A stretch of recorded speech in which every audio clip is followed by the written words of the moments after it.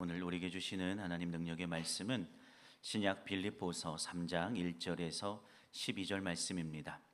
우리 자리에서 일어나셔서 우리 빌립보서 3장 1절에서 12절 함께 저 한 절 여러분 한 절 교독하시겠습니다. 끝으로 나의 형제들아 주 안에서 기뻐하라. 너희에게 같은 말을 쓰는 것이 내게는 수고로움이 없고 너희에게는 안전하니라.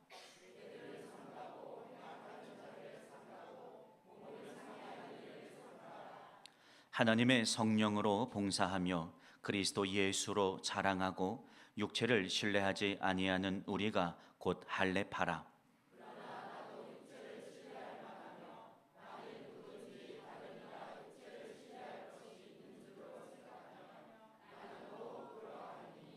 나는 8일 만에 할례를 받고 이스라엘 족속이요 베냐민 지파요 히브리인 중에 히브리인이요 율법으로는 바리새인이요.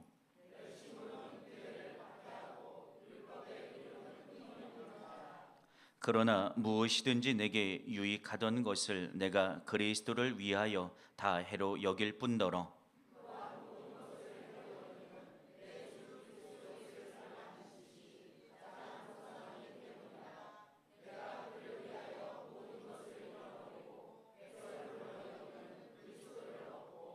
그 안에서 발견되려 함이니 내가 가진 의는 율법에서 난 것이 아니요 오직 그리스도를 믿음으로 말미암은 것이니 곧 믿음으로 하나님께로부터 난 의라.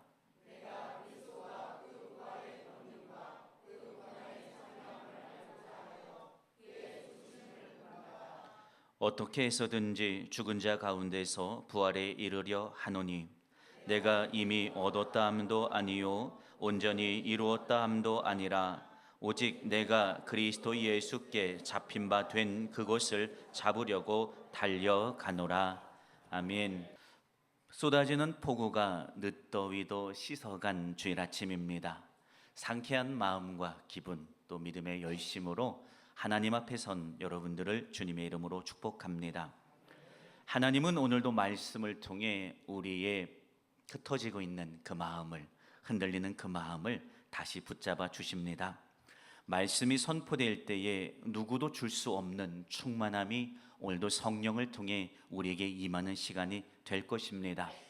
말씀을 듣노라면 우리 안에 위로가 임할 것이며 말씀 앞에 아멘 하고 있노라면 우리의 삶이 하나님을 향하여 다시 일어서고 용기 내고 달려갈 열심과 새 힘이 부어지는 그 예배가 될 수 있기를 주님의 이름으로 축원합니다. 오늘 우리의 예배는 다름이 아닙니다. 지금 여기로 역사하시는 주님을 향한 산 믿음을 가지고선 그 하나님을 향한 능력에 합당한 기대를 올려드리는 믿음의 예배가 되기를 주님의 이름으로 축원합니다. 주말 사이에 계절이 확 바뀌었습니다. 한 달여의 시간 동안에 천천히 바뀌어야 하는 계절이 마치 며칠 사이에 갑자기 바뀐 것 같습니다. 상쾌한 바람이 붑니다. 그 상쾌한 바람 앞에 서 있노라면 열심히 움직여 볼 힘이 생기고 다시 믿음으로 뛰어볼 만한 그 마음이 생기는 듯합니다. 삶의 많은 일들, 그다음에 결실의 거둠, 우리를 분주하게 하는 이 가을의 추수의 때죠. 하지만 이 상쾌한 계절, 우리에게 전혀 다른 새로운 은혜의 날, 축복의 날 주시는 하나님 앞에 거룩한 열매를 향하여 정말로 힘써 걸어가는 저와 여러분 또 영풍교회 온 성도들이 될 수 있기를 주님의 이름으로 축원합니다. 빌립보서의 위치는 바울의 인생의 마지막 순간 로마 감옥에 투옥되어 있는 상황입니다. 그 상황에서 바울은요 생각만 해도 기쁨인 빌립보 교회를 향해 편지합니다. 요즘 사람들 꿀팁이라는 말들을 잘 쓰죠. 그의 인생 노사도의 신앙 안에서 그가 고군분투하고 믿음의 걸음을 애써 달려간 그가 생각만 해도 기쁨인 빌립보 교회의 성도를 향하여 이렇게 믿음으로 걸어가라 라고 하는 신앙의 방법론, 하나님의 능력을 경험할 수 있는 정말로 꿀팁을 알려주는 것이 바로 빌립보 서신의 전체적인 내용입니다. 우리가 1절부터 그가 어떻게 우리를 향하여 권면하고 있는지, 우리가 어떻게 달려가야 하는지 그 노사도의 믿음의 고백과 만나는, 그리고 그 사도의 믿음의 고백을 통해 역사하시는 하나님께로 새롭게 세워지는 우리의 예배가 되기를 축원합니다. 1절입니다. 끝으로 나의 형제들아 주 안에서 기뻐하라. 너희에게 같은 말을 쓰는 것이 내게는 수고로움이 없고 너희에게는 오히려 안전하다라고 말하고 있어요. 바울의 권면의 언어를 살펴보면요, 나의 형제들아라고 고백하고 있어요. 그냥 교회에서 흔히 사용하는 입발린 말, 형제님, 자매님 이렇게 말하는 게 아닙니다. 여기서 말하는 형제는 같은 자궁에서 태어난 자들이라고 일컬었고 있어요. 그들이 지금 바울이 빌립보 교회를 향해 부르는 말 자체가 뭐라고 하면 나와 같은 태에서 난 자들이다 라고 그들을 부르고 있습니다. 그러면서 권면하죠. 뭐라고요? 기뻐하라고 권면합니다. 바울의 권면은 내용보다 그가 권면할 때 어떠한 자세와 어떤 포장으로 이 권면의 말을 담고 있느냐가 중요해요. 사랑입니다. 권면의 포장지가 사랑이었어요.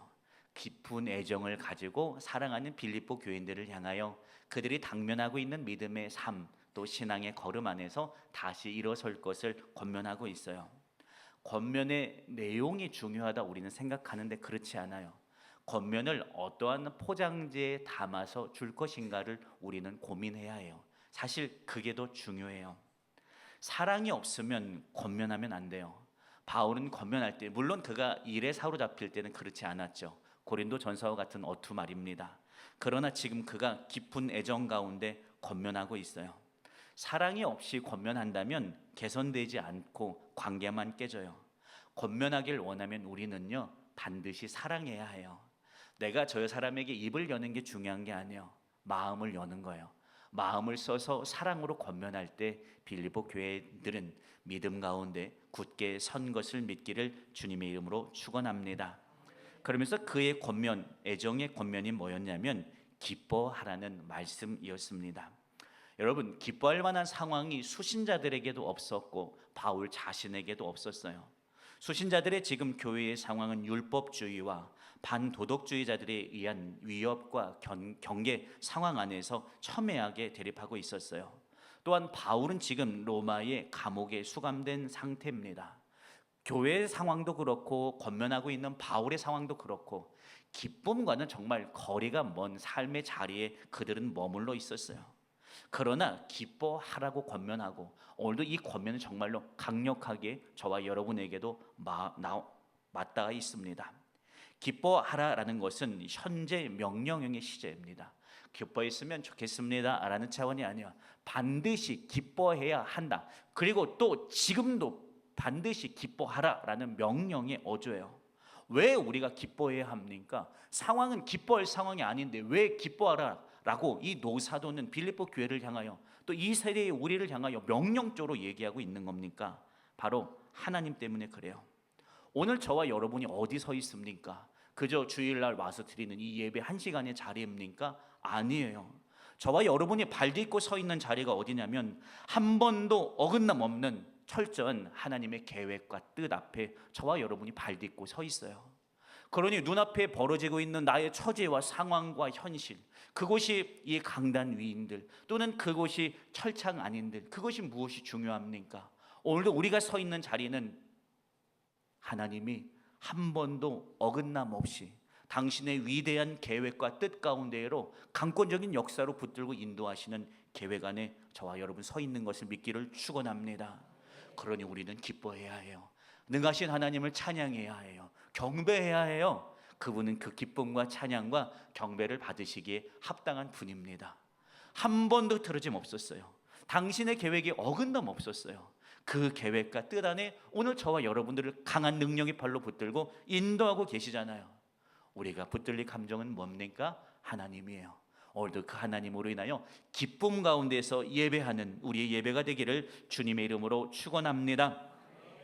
그러면서 2절 3절 좀 강한 어조로 말하고 있어요.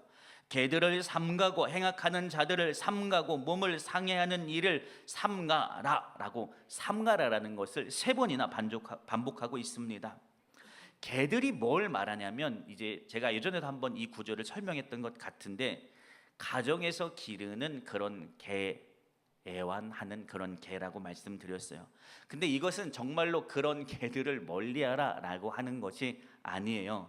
하나님의 진리의 가치를 모르는 자들을 개와 빗대서 말하고 있는 거예요.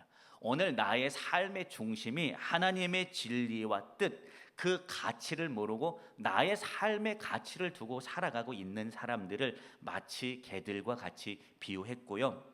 70인역이라고 하는 70인역의 번역본에서는 이 개들을 남색하는 자들로도 번역을 합니다. 그 개들을 어떻게 해요? 삼가하는 것, 즉 나의 가치 안에 붙들려 있는 사람들, 하나님의 말씀의 가치, 복음의 가치가 아니라 오늘 내 개인의 가치 안에 붙들려 있는 사람들을 조금 삼가라라고 하고 있는 거예요. 그리고 행악하는 자들을 삼가래요. 율법자들이 율법이라는 명분 하에 저지르는 그 악행들, 그 교훈들에서 멀리하라라고 합니다. 그리고 세 번째, 몸을 상해하는 일들, 그 일들을 하는 일들에 대해서 삼가라라고 하고 있어요. 이 바울 당시에 이교도의 특징이 뭐였냐면 종교적 엑스타시, 황홀경에 빠지는 일들이 많았어요. 이 사람들 어느 정도였냐면요, 몸을 괴롭히고 신체 중의 일부를 날카로운 것으로 긋거나 상해하는 일들을 하면서 그들이 황홀경에 빠지면서 이방 이교도의 예배로 나아가곤 했어요. 이것을 비유한 거죠. 뭐에 비유했냐면 할례파에 비유한 거예요.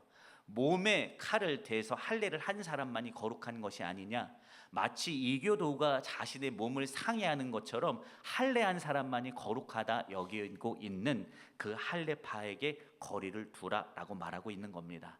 그러면서 진정한 할례에 대해서 3절에 말해주고 있어요. 진정한 거룩, 진정한 할례는 과연 뭔가? 성령으로 봉사하라라고 하고 있어요. 여기서 말하는 봉사는 남을 도와주는 측면이 아니라 예배라는 측면에 더 가깝습니다. 그러니까 성령의 지배를 받아 성령에 의해서 활력을 얻고 오늘도 세임 얻고 에너지를 얻어서 오늘 우리가 그 에너지 가지고 뭐 하라는 거예요? 하나님을 경배하고 찬양하고 예배하라는 겁니다. 그리고 또 뭐라고 합니까? 예수를 자랑하고, 예수로 자랑하고 라고 말하고 있어요. 예수, 우리의 자랑이 예수 그리스도를 벗어난 자랑이 아니라 예수 그리스도를 벗어나지 않고 그 안에서 자랑하라라고 하는 거예요. 그러니까 뭐냐면 나의 육체의 자랑, 어떤 소유를 자랑하는 것이 아니라 오직 예수만 자랑하는 자가 되라. 이것이 우리가 몸에 하는 할례가 아니라 마음에 하는 할례다라고 말합니다. 그리고 육체를 신뢰하지 말라고 말합니다. 육체는 여러 가지 의미입니다.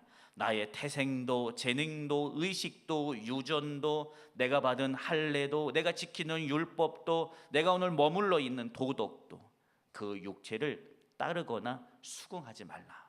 오직 예수님만 따라가라 라고 권면하고 있습니다. 여러분, 오늘 우리의 자랑이 무엇입니까? 우리 예수 그리스도 말고 그것에 빗나간 것은 우리의 자랑이 아니에요. 왔다가 사라질 것에 불과해요. 영원히 우리 가운데 함께 하시고 나의 영원한 자랑이 되신 그 예수님만 자랑하고, 여러분의 인간적인 자랑, 육체의 자랑을 내려놓고 그리스도를 우리의 삶에 더욱더 높이는 우리의 걸음이 되기를 주님의 이름으로 축원합니다. 그러면서 바울이 약간 자세가 바뀌면서 4, 5, 6절의 말씀을 하고 있어요. 그러나 나도 육체를 신뢰할 만하며 만일 누구든지 다른 이가 육체를 신뢰할 것이 있는 줄로 생각하며 나는 더 자랑할 만하다라고 말합니다. 그러면서 나는 8일 만에 할례 받았고 이스라엘 족속이고 베냐민 지파고 나 히브리인 중에 히브리인이고 율법으로는 바리새인이었고 열심으로는 교회를 박해하고 율법의 의로는 나 정말 흠없이 살았다라고 말하고 있어요. 바울이 갑자기 그리스도를 자랑하라라고 얘기하면서 왜 갑자기 자신의 얘기를 하냐면, 자꾸 율법주의자들이 자신의 외적인 면모를 가지고 기독교인들에게 자랑하고 그들에게 다른 마음을 주기 때문에 바울이 갑자기 얘기한 거예요. 야, 너희들 그렇게 자랑할 게 맞냐? 사실 너희가 자랑하니까 내가 말하는데, 나의 자랑은 자랑할 것 정말 내가 없어서 안 하는 게 아니라 내게 자랑할 것 너무 많다라는 거예요. 그러면서 구구절절 자기가 원래 가진 육신의 자랑의 모습을 쭉 얘기해요. 난 지 8일 만에 할례 받았다라고 말합니다. 유대인 다 난 지 8일 만에 할례 받은 것 아닙니까? 라고 생각할 수 있는데, 예수님 당시 유대인들 할례파들 안에서는 이교도인데 이방인데 개종해서 기독교인 된 사람들 많았어요. 유대교인 된 사람들 많았어요. 개종되어 온 사람들은 난지 8일 만에 할례를 받지 않았던 사람도 상당히 많았어요. 그러니까 난지 8일 만에 할례 받았다라는 것은 자신이 유대인으로서 정통 안에 머물러 있다라는 것을 말하고 있는데, 바울도 나도 난지 8일 만에 할례 받았다라고 말하고 있어요. 그러면서 나 이스라엘 족속인데 특별히 나 베냐민 지파야라고 말하고 있어요. 베냐민 지파는 순수한 이스라엘 혈통 중에 혈통이고 선민입니다. 또 베냐민 지파는 그 규모는 작지만 이스라엘 안에서 엘리트 최고 위층 귀족으로 여겨졌어요. 그래서 사울 왕도 베냐민 지파였고요. 예루살렘 성전도 베냐민이 통치하고 있는 그 영역 안에 있었고요. 베냐민 지파는 당시의 군대의 요직과 성전이 재건할 때 그 재건의 주축 세력이 바로 베냐민 지파였어요. 나는 그 지파들 중에서도 가장 권위 있는 엘리트인 베냐민 지파다라고 말합니다. 율법으로는 바리새인, 가장 유력한 학파였고, 열심으로 난 최선을 다해서 예수 믿는 사람들, 기독교인들을 박해하는 그 율법의 열심을 가졌다라고 말하는 거예요. 이 얘기 왜 하는 거예요? 내 육신의 자랑을 언제 꺼내 보이는 거예요? 복음을 증거하기 위해서요? 아니에요. 그 자랑을 가지고 오늘 복음을 폄훼하고 있는 자들을 위해서 율법을 지켜 우월하다 여기는 사람들을 잠잠하게 하기 위해서 바울은 자신의 자랑을 잠깐 이야기합니다. 그러면서 7절에 그러나 무엇이든지 내게 유익하던 것을 내가 그리스도를 위하여 다 해로 여겼다라고 말하고 있어요. 여러분, 우리가 인생을 살아가면서 또 신앙 안에서 믿음 생활을 하면서 기억할 것이 반드시 있어요. 버려야 얻어요. 내가 인간 관계를 맺어가며 또 어떤 경제관념이나 인간 관계나 어떤 경영 안에서 살아갈 때 하나를 얻으려면요, 우리는 반드시 하나를 먼저 내줘야 해요. 내가 하나를 내줘야지 하나를 얻을 수 있는 명분과 입지가 생기게 되죠. 그런데 우리가 신앙생활하면서 내가 나를 포기하거나 내주려고 하지 않아요. 그러니 우리는 주를 얻을 수가 없는 겁니다. 내 자아를 버려야 그리스도가 내 안에 중심이 되고 주인 된 삶을 우리는 경험할 수 있어요. 그런데 내가 너무 소중하죠. 나의 삶이 소중하고요. 내가 이루었던 나의 삶의 어떤 결실들이 너무나 소중합니다. 소중하니까 버릴 수 없어요. 근데 믿음의 사람이 되기를 원치 않느냐? 아니요. 믿음의 사람이 되기를 원하고 하나님과 온전한 관계가 회복됨으로 인하여 그분이 주시는 신령한 은혜와 땅의 기름진 축복들을 누구나가 다 받기를 원해요. 신령한 은사들을 받기를 원하고요. 그리스도 안에 굳게 서는 삶을요, 믿음의 사람들이라면 누구나 다 바라고 원하고 또는 기대하는 바예요. 근데 실패하는 이유가 뭐냐면요, 그 삶을 위하여 나를 내어놓지 않아요. 하나님의 역사는요, 나를 내어놓을 때, 복음의 위대한 구원의 역사는 그리스도께서 십자가에서 당신을 내어놓을 때 위대한 구원의 역사가 우리에게 강물처럼 부어지게 됐듯이 말합니다. 바울이요, 율법주의자들이 자랑하던 것 훨씬 더 우월한 것이요, 바울은요 날 때부터 그 안에 상당히 많이 있었어요. 근데 지금 바울이요, 예수 그리스도를 만나고 나니까요, 저들이 그렇도록 자랑이라고 여기는 것, 그리고 바울이 태어날 때부터 자신 안에 이미 있었던 그 모든 것들, 남들은 정말 잡으려고 애쓰는 그것들이요, 바울에게 지금 내가 그리스도를 경험하고 나니까요, 이 모든 것들이 내게는 배설물과 같을 뿐이다 라고 말하고 있어요. 바울 자신의 혈통, 가문, 종교적 유산과 열심과 지식과 율법 준수, 모든 육체의 자랑이라고 여겼던 것이요, 예수 만나고 나니까요 다 해처럼 보여요. 해로 여긴 이유가 뭐예요? 그리스도 때문이요. 그리스도를 바라보니까 내가 이전에 내 삶의 자랑이라고 여겼던 것이 다 해가 됐어요. 예수 그리스도 때문에 세상의 관점에서 자랑이고 유익이다라고 여겨질 만한 것들이 다 해로 여기는 이유가 뭐예요? 그것들이 세상에 다 나의 자랑인 줄 알았어요. 학벌, 지식, 출신, 성분, 가진 소유요. 다 나의 자랑인 줄 알고 열심히 걸어갔던 바울의 인생이요. 근데 그리스도를 만나고 나니까요, 이것들이 다 나의 영적 진보를 막고 있는 것들이라는 것을 바울은 새롭게 경험해요. 이게 내 자랑인 줄 알았거든요. 믿음의 걸음 안에 나의 열심이 나의 자랑이었거든요. 신앙 안에서 내가 했던 어떤 믿음의 행적들, 어떤 이런 것들이 나의 자랑인 줄 알았거든요. 내가 열심히 기도한 시간, 말씀 앞에 섰던 시간들, 많은 행위들이 자랑인 줄 알았거든요. 근데 정말 예수 만나고 보니까 내가 그것들에 사로잡혀 더 예수를 향한 깊은 경험과 체험으로 나가지 못하도록 내 발목을 잡고 있었더라라고 하는 겁니다. 목사라는 이름이, 저도 목회를 이제 전도사부터 하면 20년 이상 하고 있는데, 목사라는 이름이 신앙에 더 긍정적인 요소로 작용하는 것도 물론 있지만, 목사라는 이름이 신앙생활에 장애가 될 때도 많이 있어요. 그리고 목사라는 이름이요, 그리스도께로 나아가고 은혜의 충만함으로 나아가는데 대로가 열리지도 않아요. 그저 주님을 갈망할 뿐이에요. 그분이 없으면 오늘도 살 수 없는 죄인일 뿐이고요, 온전히 거룩한 성도가 되기를 애쓸 뿐인 자로 저도 오늘도 걸어가고 있어요. 신앙의 출발이 어디 있을까요? 나의 외적 자랑에서 신앙의 출발이 있을까요? 아니에요. 예수 그리스도에서 출발하는 것이 신앙이에요.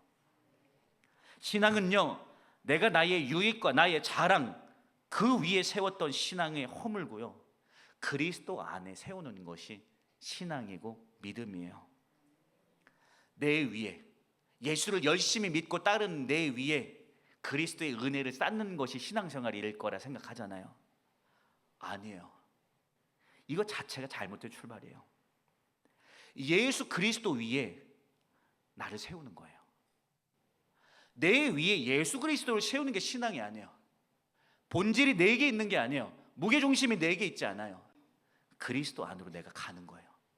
내 삶의 자리와 내 마음과 내 상황을 움직여서 그리스도께로 가서 그 위에 나를 쌓아서 내가 오늘 그 위에 발 딛고선 그분이 나의 중심이 되고 나의 본질이 되어 살아가는 것. 여러분, 이것이 신앙입니다. 여러분, 무엇이 우리의 자랑입니까?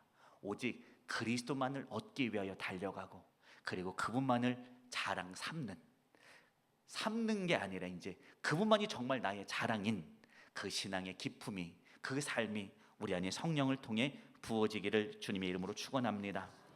8절입니다. 또한 모든 것을 해로 여김은 내 주 그리스도 예수를 아는 지식이 가장 고상하기 때문이라. 내가 그를 위하여 모든 것을 잃어버리고 배설물로 여김은 그리스도를 얻기 위함이다 라고 말하고 있어요. 예수와 관계없이 살았던 바울이죠. 아니요, 오히려 예수 그리스도의 그 복음에 장애였고 박해자였던 자가 바로 바울이에요. 그러나 다메섹 도상에서 예수님을 만나고 예수님과의 깊은 관계 속으로 그의 전 인생이 뛰어들게 됩니다. 그 도상에서 밀접한 교제를 주님과 나누고 그분이 어떠한 분인지, 내가 핍박했던 예수는 정말 살아계신 하나님 보내신 메시아다라는 사실, 나의 인생의 주인이라는 사실을 그는 본질적으로 깨닫게 됐고 만나게 됩니다. 그랬더니 그의 평생의 삶이 그리스도 안에 무게중심으로 가치가 전도되기 시작합니다. 율법을 지키고 사수하는 나에서 나를 부르신 예수 그리스도를 믿고 따르는 자로 그의 삶의 가치가 바뀌어지게 됩니다. 어떻게 이런 변화가 일어날 수 있을까요? 하필 주님이 가장 크게 쓰시는 종이 가장 열심히 예수 그리스도 믿는 사람들을 박해한 자들이었는데 말입니다. 예수 그리스도를 다메섹 도상에서 바울이 만나니까요, 마치 이런 거예요. 달이 밤에는 밝았어요. 근데 태양이 떠오르니까요, 그 위치나 존재가 어디 있는지도 모르게 자연스럽게 사라져요.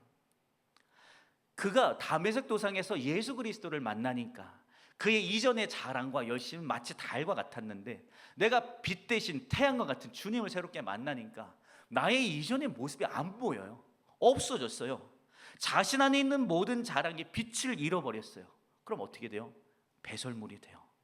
배설물은 음식 찢기를 말하고 있는 거예요. 바울이 빛 대신 주님을 만나니까 바뀌었어요. 가치가 이동했어요. 그러니까 내가 이것이 유익하고 이게 내 자랑인데 라고 생각했던 그것을 내가 버려지니까 그리스도가 그의 인생에 얻어졌어요.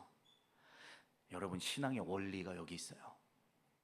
내가 그리스도를 붙들려고 애써서 그리스도를 얻는 것도 물론 있을 수 있겠어요. 없다고 말 못하죠. 그러나 내가 따라가던 유익과 자랑을 내 삶에서 내어 버리니 그곳에 그리스도가 충만하게 얻어지는 거예요. 컵에 물이 담겨있는 컵에 음료를 담는 방법은 무엇입니까?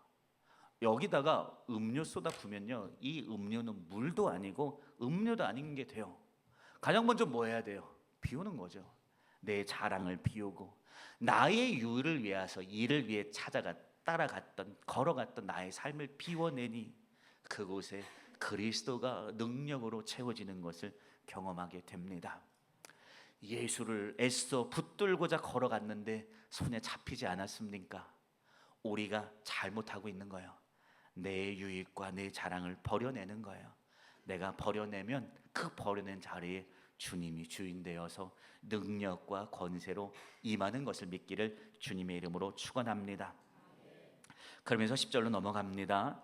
내가 그리스도와 그 부활의 권능과 그 고난의 참여함을 알고자 하여 그의 죽으심을 본받아. 바울이 본받는 게 뭐라고요? 주의 십자가의 죽으심을 본받는 거예요. 그러면서 어떻게 해서든지 죽은 자 가운데에서 부활에 이르려 한다라고 말하고 있어요. 여기서 말하는 부활의 권능은요, 부활한 주님이 우리의 삶에 오시는 그리스도의 능력과 권능을 말합니다. 고난의 참여함을 알려 하여 죽으심을 본받아 라고 말하고 있어요. 여기서 뭐라고 해요? 고난의 참여함을 어떻게 한다고요? 알려 하여 라고 말하고 있어요. 안다는 것이 뭐냐면요, 예수님 2000년 전에 나를 위해서 십자가 지셨어. 그 골고다 언덕 올라갈 때 많이 넘어지셨고 십자가가 무거워서 감당하지 못하니까 맡기려고 보니 제자들은 없었는데 아리마대 요셉이 있어서 그가 또 대신 무게를 감당해 주셨어. 이 알미 아니에요. 바울이 오늘 고난의 참여함을 알려 한다라는 것의 이 알문요, 인격적 경험을 말하고 있는 거예요. 오늘 내가 그리스도의 십자가를 아는 지식의 차원이 말하는 거 아니에요. 내가 그가 십자가를 지며 예수님이 십자가를 지며 골고다의 언덕에 오를 때 그분이 얼마나 땀을 흘렸는지, 그분이 얼마나 아팠는지, 그분이 얼마나 치욕스러웠는지, 그럼에도 불구하고 하나님의 뜻 앞에 아무 말하지 않고 순종했는지, 그것을 나의 삶에 인격적으로 경험해서 아는 알을 말하고 있는 거예요. 여러분, 십자가는요, 아는 것이 아니잖아요. 십자가는 지는 것이잖아요. 내가 하나님의 사람이 되기 위해서는요, 우리는 십자가를 져야 해요. 그리고 십자가를 지고 따를 때 그곳에서 부활의 권능을 우리는 경험하게 돼요. 신앙생활은 예수를 아는 게 아니에요. 십자가를 예수님이 나를 위해서 지셨음을 내가 알고 그저 믿는 차원이 아니에요. 그 믿음으로 나의 삶에서 지고 그리스도를 따라가는 거예요. 그곳에 역사가 있어요. 그곳에 능력이 있어요. 역사가 없고 능력이 없으니까 교회는 빛을 잃어버리잖아요. 그리스도의 능력과 권세가 차단되어지잖아요. 왜 교회가 세상으로 지탄의 대상이 되어야 합니까? 왜 믿음의 성도들이 세상으로 손가락질 받아야 합니까? 우리가 십자가 지는 자리로 향하지 않기 때문이에요. 그러니 예수의 능력이 없어요. 권능이 우리를 지배하지 않아요. 나의 탐욕과 나의 욕심이 오늘 예배하는 우리 안에서도 붙들고 있고 주장하고 있잖아요. 아닙니다. 그리스도의 능력과 권세가 주장하는 것이 우리의 믿음의 걸음이기를 주님의 이름으로 축원합니다. 바울이 알고자 한대요. 인격적으로 내가 십자가 짐을 경험하고 싶대요. 어떻게 해서든지 경험하고 싶대요. 그래서 내가 다시 그분과 함께 부활을 경험하고 영광에 참여하는 삶으로 가고 싶대요. 여러분, 노사도의 고백이 아니라 이 세대를 살아가는 우리의 살아있는 고백이 되기를 주님의 이름으로 축원합니다. 그러면서 12절 우리가 잘 암송하는 구절이죠. 저도 너무나 기뻐하고 감사하고 은혜 많이 받는 구절입니다. 12절입니다. 내가 이미 얻었다 함도 아니요 온전히 이루었다 함도 아니라 오직 내가 그리스도 예수께 잡힌 바 된 그것을 잡으려고 달려간다 라고 말하고 있어요. 바울이 오늘 자신의 삶 어떠한 인식을 가지고 있습니까? 바울 지금 어디에 있냐면요, 평생을 복음을 위해 예수 그리스도를 위해서 생명을 바쳤어요. 그의 건강은 다 상해져 있어요. 이제 정말 껍데기만 남았다라고 표현해도 과언이 아닐 정도로 온 나의 삶의 그 진을 다 짜서 복음을 위해, 십자가를 위해, 예수를 위해 바친 삶이었어요. AD 63년경 그의 처형이 얼마 남지 않았어요. 로마 감옥에 투옥된 그 시간을 보내고 있어요. 그가 지금 감옥에 찬바닥 안에 있다니까요.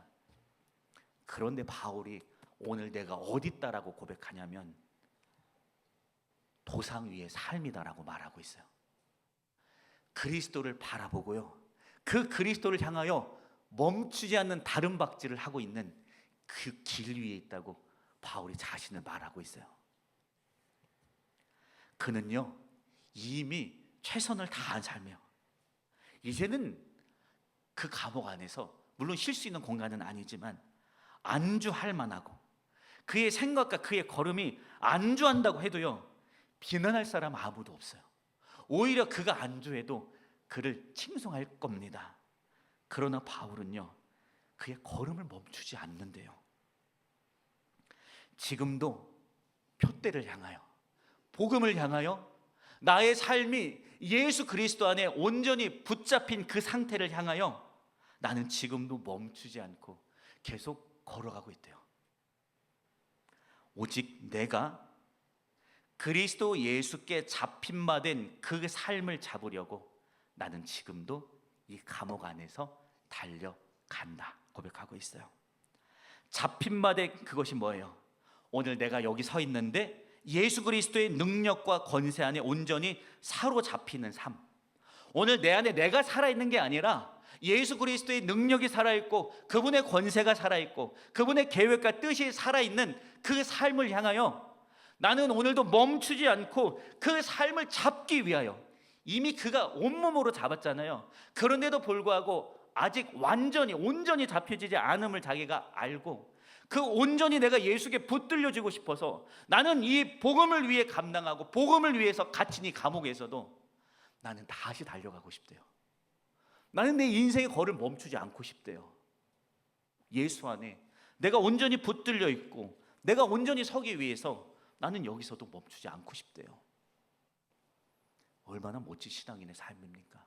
얼마나 그가 주님을 뜨겁게 만났길래 이렇게 고백할 수 있을까요?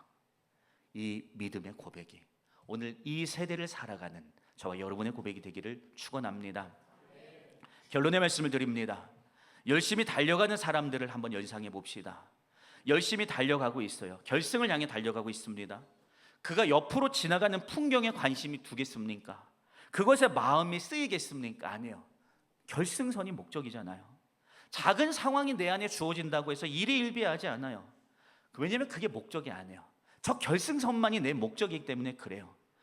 열심히 달리는 사람, 옆에 사람들이 어떻게 달리는가 의식하여? 의식 안 돼요. 당장에 내가 숨이 차고 내가 힘든데 옆에 사람 뭐라고 말하는, 뭐가 의식이 돼요? 또 길이 굽어졌거나 길이 왜 경사가 짙거나 왜 비포장이거나가 신경이 쓰입니까? 안 쓰여요. 안 보여요. 달려가고 있는데, 앞만 바라보고 달려가는데 옆에 모습이 왜 신경이 써요? 아무것도 안 보여. 다른 데가 안 보이고요, 원망이 드러나지 않고요, 불평이 드러나지 않아요. 근데 여러분, 우리가 신앙생활을 하다 보면 때로는 내 생각과 다른 것이 원망이 되고 때로는 사소한 불평이 되어 표출될 때도 있잖아요. 왜 그런 줄 아세요? 내가 지금 달려가고 있지 않기 때문이에요. 내 신앙의 걸음이 멈춰 있어요. 그러니 가다가 주저앉은 거죠. 옆도 보고, 아이 저 사람 왜 저렇게 달리고 저 사람 왜 저렇게 하는 거야? 아이 좀 더 열심히 뛰어야지. 왜 보여요? 내가 멈춰 있어요. 내 신앙이 지금 표대이신 그리스도를 향해 달려가고 있지 않아요. 여러분, 믿음의 달리기를 멈추면요, 사단의 추격이 여러분 턱끝까지 쫓아와요. 여러분의 믿음을 쥐어 흔들어 버릴 겁니다. 우리는 기억해야 합니다. 우리의 달려갈 길이 끝난 것 같이 생각하지 마십시오. 우린 주 앞에 서는 그날까지 계속해서 달려가는 자들입니다. 바울도 고백하고 있어요. 이미 얻었어요. 그러나 내 안에 아직 온전하지 않아요. 그러나 많은 사람들이 이미 얻은 것을 보고 나 열심히 했으니까 나 여기서 좀 멈출래 라고 거기서 숨 고르기를 합니다. 아니에요. 믿음의 파선을 향해 갈 가능성이 너무나 많아요. 우리의 걸음은 주님 앞에 서는 날까지 계속돼야 합니다. 물론 개인마다 속도와 체력이 같지 않아요. 상관없어요. 괜찮아요. 그러나 자신에 맞게 표대를 향하여 오늘도 걸어가면 됩니다. 온전히 주님 안에 붙들려 있는 나의 삶을 위해 오늘도 그것을 잡으려고 다시 일어나 믿음으로 달려가기를 주님의 이름으로 축원합니다. 왜냐하면 그 끝에는요, 달리며 겪었던 수많은 감정들, 어려움의 순간들, 인내들, 고통들과는 비교할 수 없는, 상상할 수 없는 영광이 우리의 믿음의 걸음 끝에 우리에게 주어져요. 여러분, 그 결승을 향하여 오늘도 멈추지 않고 바울처럼, 예수님처럼 오늘도 다시 일어나 달려가서 그 영광 가운데 함께 감격하는 저와 여러분, 영국교회 모든 성도 여러분, 또 영상을 통해 예배드리는 모든 분들이 되기를 주님의 이름으로 축원합니다. 기도합니다. 주님 감사합니다. 오직 주님 안에 서 있을 뿐입니다. 그 바울의 입술을 통해서 우리에게 증거받은 그의 삶, 믿음의 고백, 오늘도 우리의 삶이 다시 일어나 그리스도께 잡힌바된 그 삶을 잡으려고 달려가는 우리들의 걸음 되게 하옵소서. 우린 작으나 연약하나 주님 성령이 우리 안에 역사하여 주셔서 이 믿음의 걸음을 달려가게 하시고 결승에 이르게 하실 것을, 승리하게 하실 것을 우리는 확신합니다. 오늘도 주가 우리 안에서 일하여 주시옵소서. 감사하며 축복하며 예수님 이름으로 기도드렸습니다.